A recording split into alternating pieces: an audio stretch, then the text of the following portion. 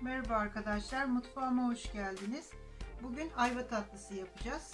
Ayva tatlısı için ayvalarımı çok güzel yıkadım, soydum. Kabuklarını da kullanacağım için iyice yıkadım.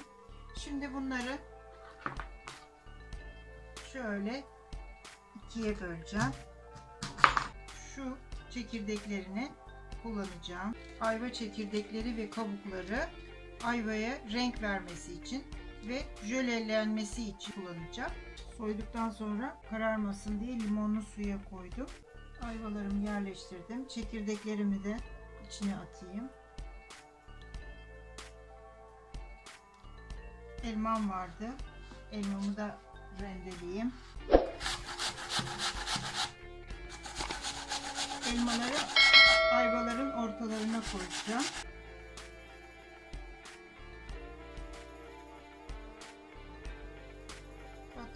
Vermesi için, görüntü için, her ayva için yarım çay bardağı kadar şeker koyacağım. Her ayvanın üstüne şöyle.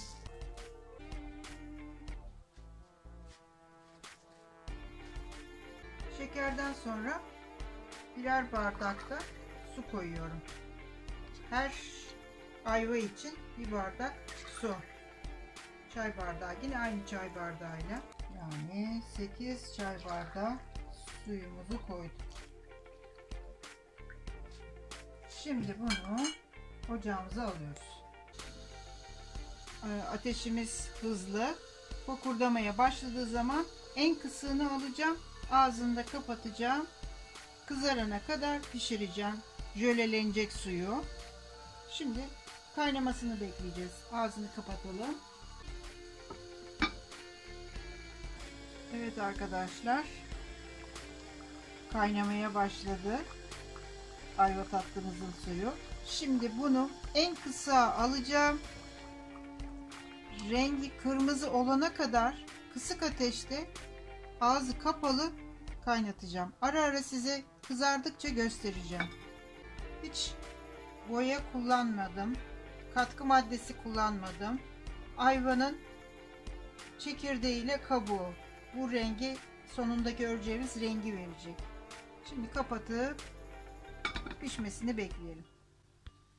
Yarım saat oldu. Daha rengi birazcık sarardı. Daha kızaracak. Şöyle başlamış kenarlardan.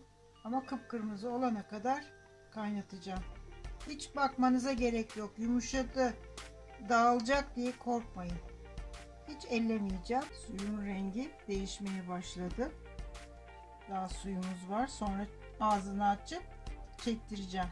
Ama renginin güzelliğine bakın. Hiç boya yok. Katkı maddesi yok. Tarçın yok. Kendi doğal rengi. Daha bir müddet daha böyle kaynayacak. Ayvaların rengi kızarmaya başladı artık. Şimdi bunun suyunu çektireceğim. Bunun için de ağzı açık olarak altını biraz açacağım. Kaynayarak bunu koyulaşıp jöle haline gelmesini sağlayacağım.